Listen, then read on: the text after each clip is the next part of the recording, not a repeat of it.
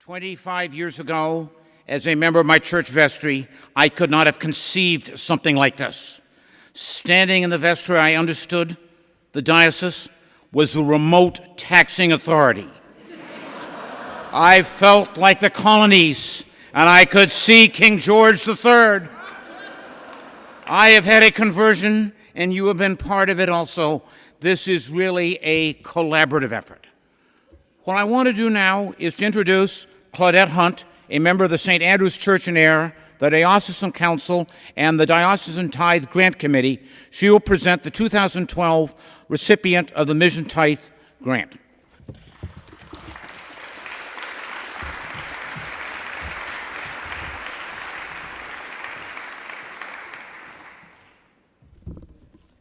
Thank you, Professor McFarlan.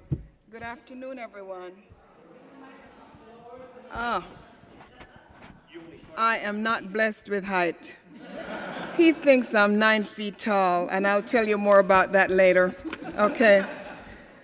Together, we will tithe so that the first fruits of our comprehensive campaign will be a thankful offering that supports our mission work and partnership with neighbors down the street, across the country, and around the world. Well, we began the Together campaign with that simple statement, which is grounded in our baptismal covenant and shares our response to God's call to all of us to serve. As part of the campaign's tithe for mission, the Diocesan Council will grant $25,000 each year for the next 4 years to organizations engaged in mission outside the borders of this diocese. These grants are intended to foster and expand congregationally based global mission relationships for our congregations. This year's granting cycle, which included 6 rich and diverse applications involving 16 parishes, was a rigorous one. A committee reviewed the applications and made recommendations to your diocesan council, a recommendation that was enthusiastically endorsed and approved. Let me just do this. Sam, this is a compilation of the applications that we received from these organizations.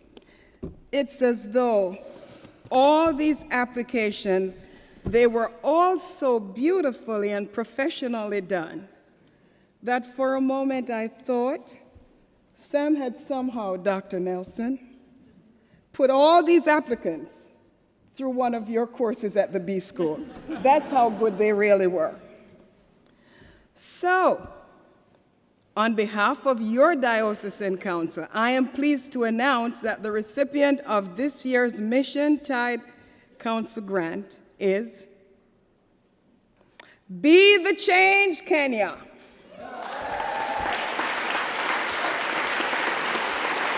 Would the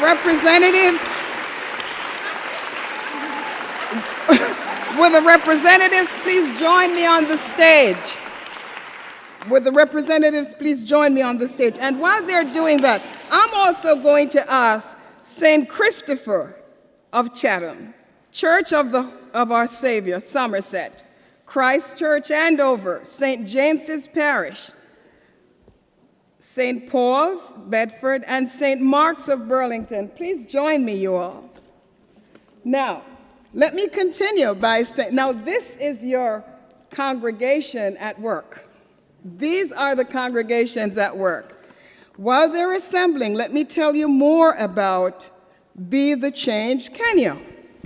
Be the Change Kenya works towards the eradication of child poverty by building the capacity of local leaders and organizations. It works alongside the Kenyan community to foster relationships, mobilize local resources, and create sustainable solutions for children living in poverty. Be the Change Kenya supports Kenyan projects through teaching and coaching local leaders in community organizing methods. This grant will fund stipends for 50 young adult leaders through 2013. Stipends that will allow these young adults from all socioeconomic levels to participate by advocating for partner organizations that engage in a multifaceted management training program that includes coursework, executive mentorship, and access to network of pro bono advising services. Young adults form teams that recruit donors, volunteers, corporate sponsors, clinical services, and more partner organizations. This program is based in a leadership and organizing curriculum developed by a network that includes Marshall Gans of the Kennedy School, our own Life Together program, and it is led by Natalie Finstead, a former Life Together intern. This initiative truly finds its root in this diocese. Congratulations.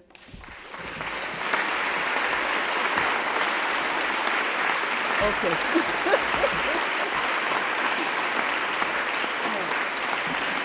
This is a check.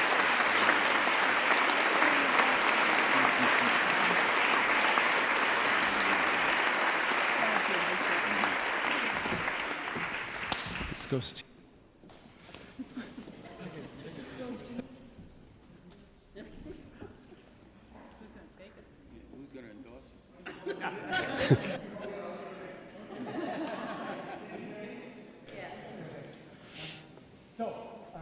The parishes that supported this application did so because as we watched what was happening with Natalie as she worked to end childhood poverty in Kenya, our response was the one you saw depicted up there in the disciple receiving Christ. It was, we were astounded and remain astounded.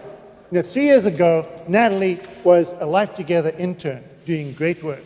Now, she's gathered a team of people who are intent on eradicating childhood poverty in Kenya by mobilizing the Kenyan society to do that. So, one story. Ruth has an orphanage where there are 48 kids, 4 of them are her own. She's entirely unequipped to do that. They just arrived on her place. She is feeling swamped and isolated and angry that nobody was helping. So that was in January of this year. I was there. Through this program, she has got teamed up with 5 young adults, like the young adults you've been seeing here, who've mobilized the neighbors, come and spend a whole day there with the kids and the young adults and the neighbors. They planted 200 trees. It's changing the financial viability of the orphanage, but it's changing the sense of isolation of the staff and the children. They are feeling reintegrated into Kenyan society. This year they worked with 5 orphanages. They're planning to work with an additional 10 starting in January. It's amazing what's happening. And she's doing this through the practices of prayer and community development and strategic planning that she learned at Life Together and the Leadership Development Institute. What we are doing is changing the world. So, on behalf of the Kenyan board, the US board, the parishes that sponsored this, the Be the Change staff, the staff of the partner organizations, and especially the children, thank you for this grant, and be amazed.